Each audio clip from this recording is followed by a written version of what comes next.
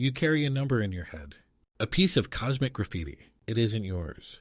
It was burned into you, scrawled across the inner wall of reality. You think you know what it means? A speed limit, a cosmic law, the fastest anything can possibly go. But you don't, not really. You've never felt it. You've never touched it. The number is 299,792, 458 meters per second. A flash. A blur. The edge of the known map. But what happens at the edge? What force holds you back from crossing it? Is it a wall of crystal? A cosmic friction? A divine decree? You've been told it's a law, and you accepted it. Like a child accepts that the sky is blue, without asking what blue is. But that is not an answer. It is a surrender. To ask why is to find a loose thread on the tapestry of existence. To pull that thread is to watch everything unravel. The floor beneath your feet, the clock on your wall, the past in your memory. Because the answer has nothing to do with going fast, and everything to do with the very substance of time itself. The speed of light is not a speed. It's the price of existence. And paying attention to its true cost will change you. Forever. The story we tell ourselves is a simple one. A comfortable nursery rhyme for a species born in the slow lane, a fable to make sense of our world. You're on a train, the carriage smelling faintly of steel and dust. The rhythmic clatter of the wheels a steady heartbeat as it moves at 50 miles per hour. You throw a ball forward at 10. To someone watching from the quiet stillness of the platform, the ball blurs past at 60 miles per hour. Of course it does. Speeds add. This is the first rule we learn. It's a truth felt deep in our bones in the sinews of our animal past. A logic born of mud and muscle, of throwing rocks at prey and running from predators under an ancient sun. It's a planetary truth, a local bylaw for our plodding terrestrial experience. But it is not a cosmic truth. It is a rounding error. It is a profound and comforting illusion. Out there, in the silent, sprawling, ink-black dark, our simple addition is a child's crayon drawing of a universe that is infinitely more elegant and terrifyingly more strange. To find the real rule, we can't start with a train or a flashlight. We must go back to a colder, quieter time. We must stand beside a man staring at the heavens, utterly convinced the universe's clock was broken. Our journey begins not with light, but with gravity. With an apple, yes, but that's the myth, the sanitized story. The truth is, in the moon, a silent, pockmarked God in the sky. An object of impossible size, forever falling yet forever suspended in the night. It is a paradox hanging over our heads every single night, and one man decided to resolve it. Imagine England in 1665. The air is thick with the smell of wood smoke and dread.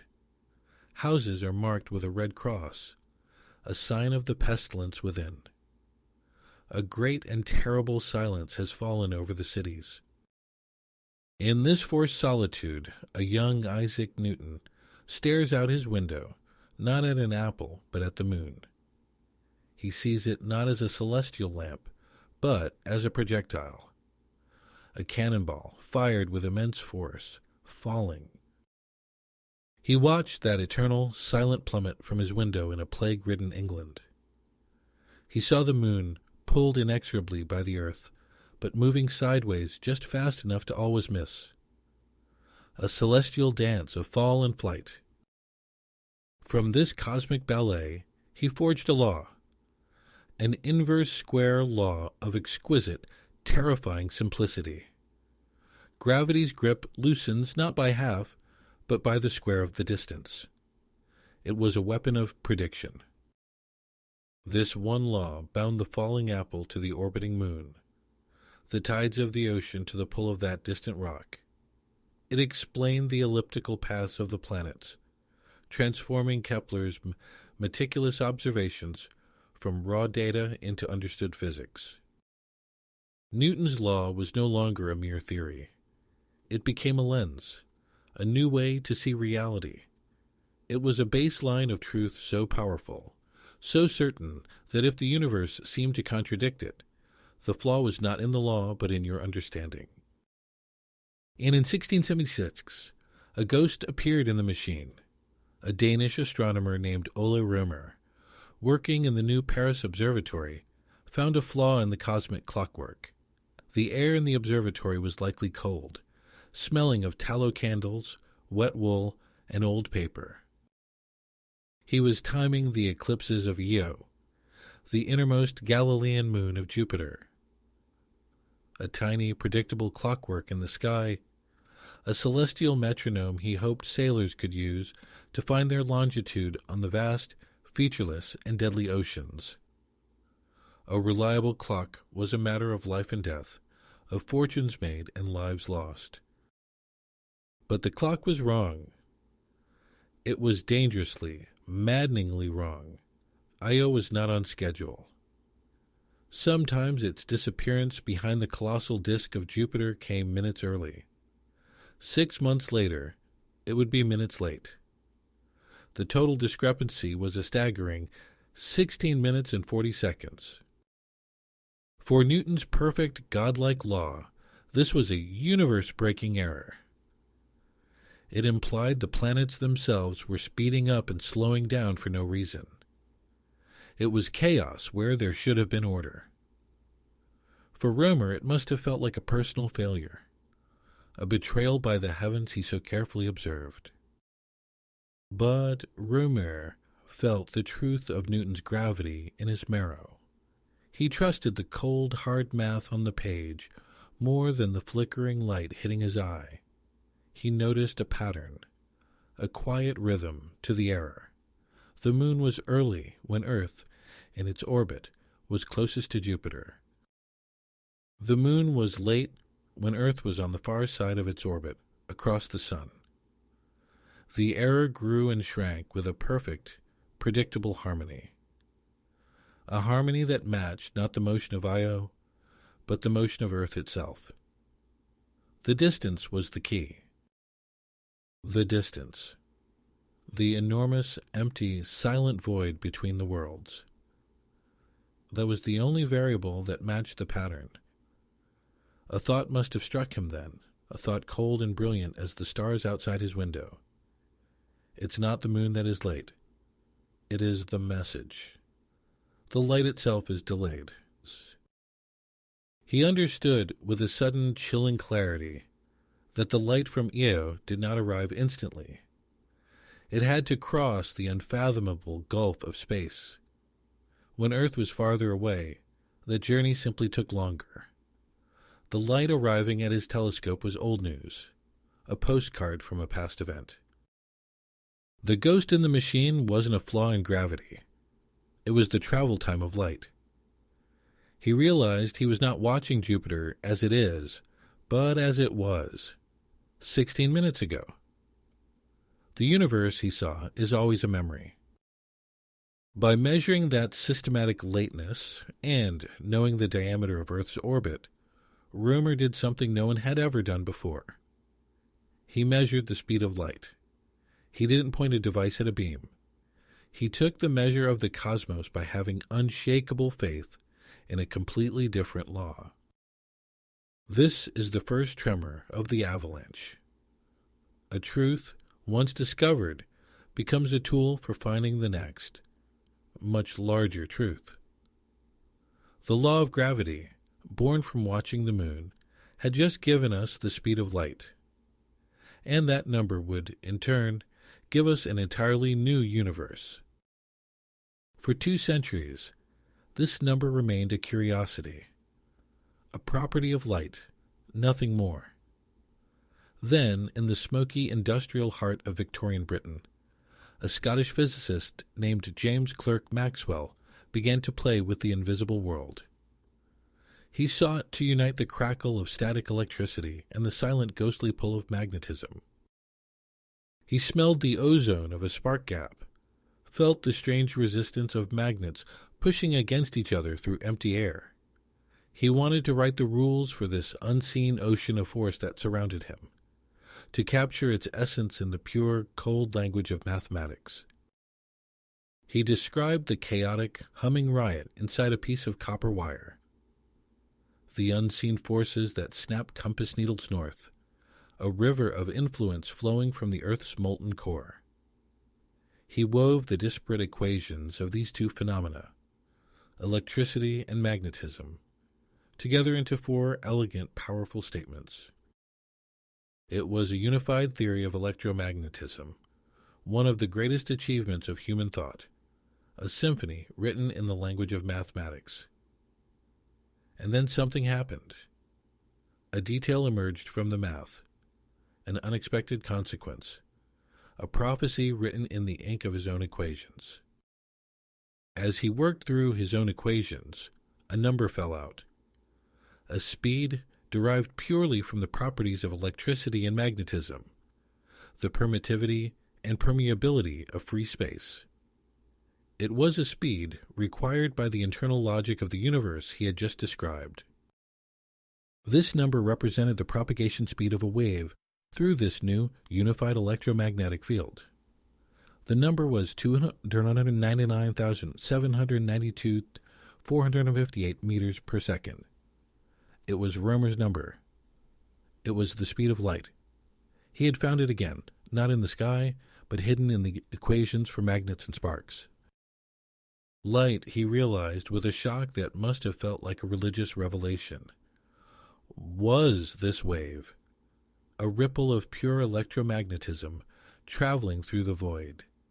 It was the same phenomenon as the invisible force that turned a motor, or the static that made your hair stand on end, just vibrating at an incredible frequency.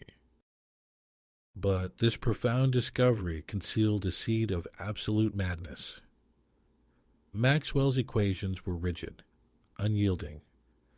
They declared that the speed of this wave, light, was an absolute constant. It wasn't relative to anything. It was just scarce always. It didn't care if the source was moving toward you or away from you. This should feel deeply, fundamentally wrong. It should scream against every intuition you have. If you are on a train moving at 100 miles per hour and shine a flashlight forward, the light speed should be its own speed, plus the train speed. But Maxwell's perfect equation said no. The answer is always just 6 ina. Always. For decades, the world's greatest physicists threw themselves at this paradox. They couldn't accept it. It broke their world. They invented a fantasy substance to save their familiar reality. The luminiferous ether, a massless, invisible cosmic jelly that filled all of space, the medium through which light was meant to travel. Your speed relative to this ether, they argued, would explain the discrepancy. But every experiment designed to detect our motion through this cosmic jelly, most famously the Michelson-Morley experiment in a quiet basement in Cleveland, failed. They floated their delicate interferometer on a giant pool of mercury to dampen vibrations. They expected to see a shift in the light pattern, a tiny change in the interference fringes, as the Earth rushed through the ether on its journey around the sun. But there was nothing. No matter the time of day, no matter the season, the result was null. The light did not care. The ether wasn't there. The universe was whispering a terrible, beautiful secret, and no one was brave enough to listen. No one, that is, until a young man in Bern, Switzerland, a patent clerk who spent his days reviewing schematics for mundane machines and his nights imagining riding on a beam of light. His name was Albert Einstein. He wasn't a tenured professor. He was an outsider, unburdened by the dogma of the establishment. He saw the failure of the Michelson-Morley experiment not as a problem, but as the answer itself. The universe wasn't broken. Their assumptions were.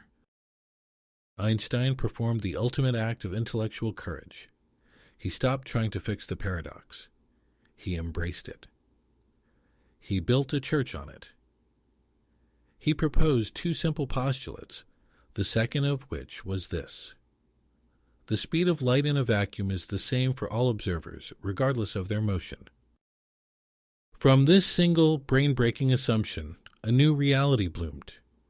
If speed is distance divided by time and the speed of light, c must remain the same for everyone, then something else has to give.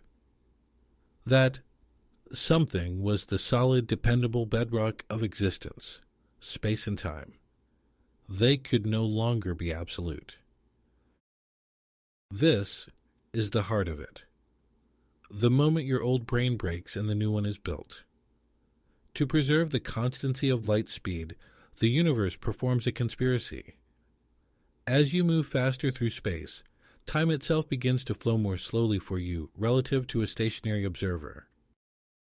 Your clock, your heartbeat, the chemical reactions in your brain, they all slow down. This isn't a psychological feeling of time dragging like a boring lecture. It is a physical, measurable change in the rate at which you move into the future. Time literally dilates. It stretches like warm taffy for a moving object. At the same time, the universe conspires in another way. Space in your direction of motion contracts. The meter stick you carry, if measured by someone you fly past, would be shorter. The distance to your destination physically shrinks from your point of view. Time dilates and space contracts in a perfect, synchronized cosmic plot. And the purpose of this grand conspiracy? To ensure that when anyone, anywhere, at any speed, measures the speed of a beam of light, the ratio of the distance it travels over the time it takes always equals Xinang. It's not a theory about light. It's a theory about the very geometry of reality itself. Space and time are not a fixed, rigid stage on which the play of the universe unfolds. They are a single, dynamic, malleable fabric, space-time. And the speed of light is the thread count of that fabric. It's the conversion factor between the meter and the second, the secret exchange rate that binds them together. Here is the Feynman bridge, the analogy that makes the impossible click into place. Imagine you are always moving through this four-dimensional space-time. Your total speed is constant. You are always, right now, traveling at the speed of light. This is your birthright. This is your state of being. But that motion is divided across 4 dimensions, 3 of space and 1 of time. Right now, sitting still in your chair, almost all of your motion is directed purely through the dimension of time. You are hurtling into the future at the maximum possible rate, 1 second per second. Your speed through space is 0. The moment you start to move, you stand up, you walk, you get in a car, you divert some of your motion. You have to trade some of your velocity through time to gain velocity through space. You have a fixed motion budget through space-time, and that budget is always, immutably, CCU. You can't get more. The faster you travel through space, the more of that budget you must steal from your travel through time. Your clocks slow down. You age less than someone standing still. Your total velocity through space-time remains pegged at ECCs. But the allocation has changed. You are sacrificing your future to move through the present. This is why you can never reach the speed of light. To travel through space at ease would require you to divert your entire motion budget to spatial movement. you would have to allocate 100% of your motion to space, leaving zero motion left for the time dimension. Time would stop for you entirely. Your personal clock would cease to tick. From your perspective, you would arrive at your destination at the exact same instant you left. But to go faster, it would require you to have more than 100% of your motion budget. It's a geometric impossibility, as absurd as asking to go north of the North Pole. The question isn't about engineering a better engine or finding a magical fuel. It's about violating the fundamental geometry of what to move even means. The universe is not forbidding you. It is telling you that your request is meaningless, a grammatical error in the language of physics. So, what about light itself? A photon, a particle of light, is a special case. It has zero mass. This means it has no choice in the matter. It cannot be at rest. Its entire existence is spent traveling at this through space. It uses its entire motion budget on spatial travel from the moment of its birth. This means a photon has zero motion through time. From a photon's point of view, its creation and its absorption, even if separated by billions of light years from our perspective, happen in the same instant. For a photon, the universe is a flat, timeless photograph. There is no past. There is no future. This isn't a mind game. It's not philosophy. It is the brutal physical reality we live in, and our civilization depends on it every day. The GPS satellites orbiting high above us are our constant, silent proof. They are moving very fast relative to us, and they are in a weaker gravitational field. Their internal atomic clocks, which count the frantic 9 billion times per second vibrations of supercooled cesium atoms, tick about 38 microseconds faster than ours on the ground each day. A microsecond is a millionth of a second, a tiny, insignificant amount. But it is real, and it accumulates.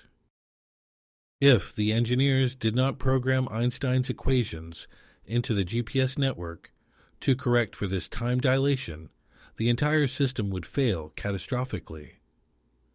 The errors would compound with every passing second, a creeping tide of temporal chaos. Our carefully constructed world of precision would dissolve. Within a single day, your phone's map would be off by nearly 7 miles, guiding a self-driving truck into a river, convinced it was a highway. Global financial markets, synchronized by GPS time, would descend into chaos as trades arrived milliseconds out of sync, erasing fortunes. Our world is held together by a relativistic correction.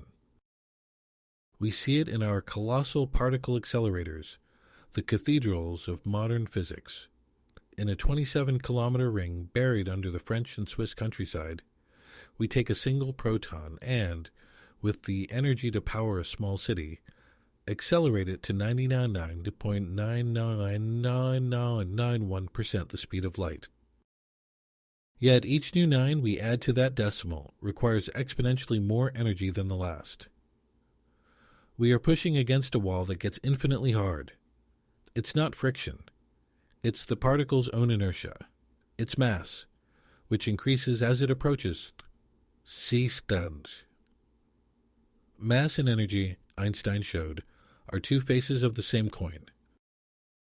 We are feeling the texture of space-time itself, resisting the change.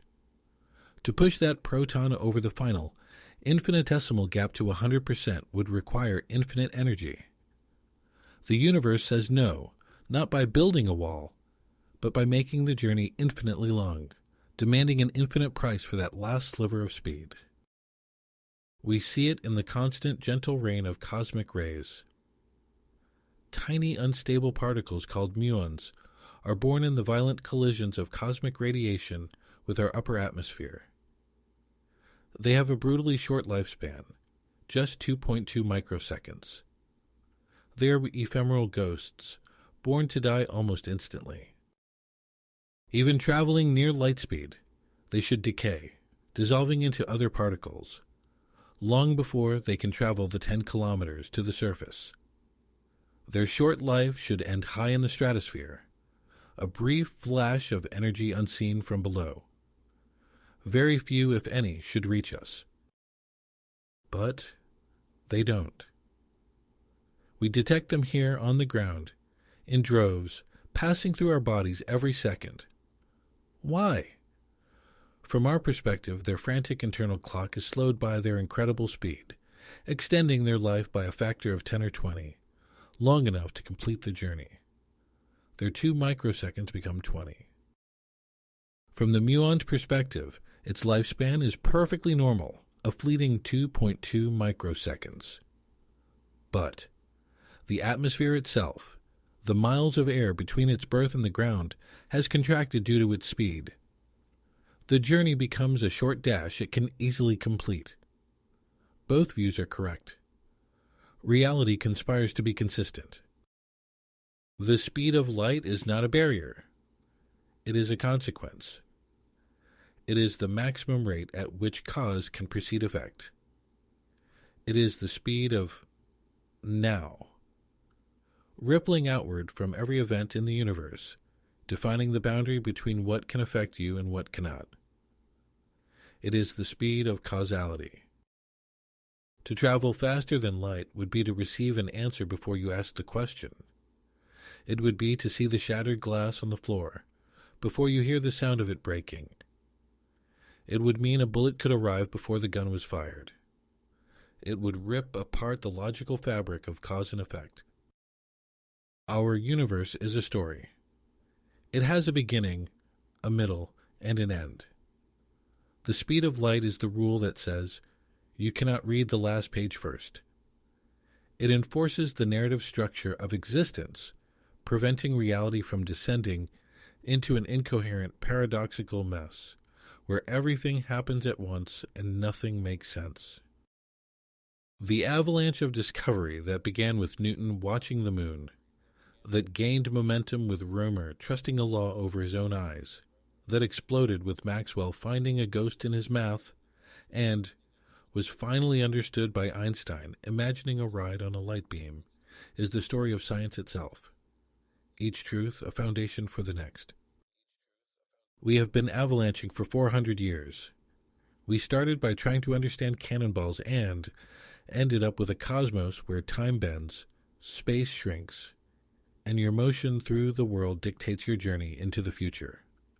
We didn't just find a law, we discovered the very grammar of reality. The universe is not a collection of things, it is a sequence of events. And the speed of light is the rule that dictates that sequence.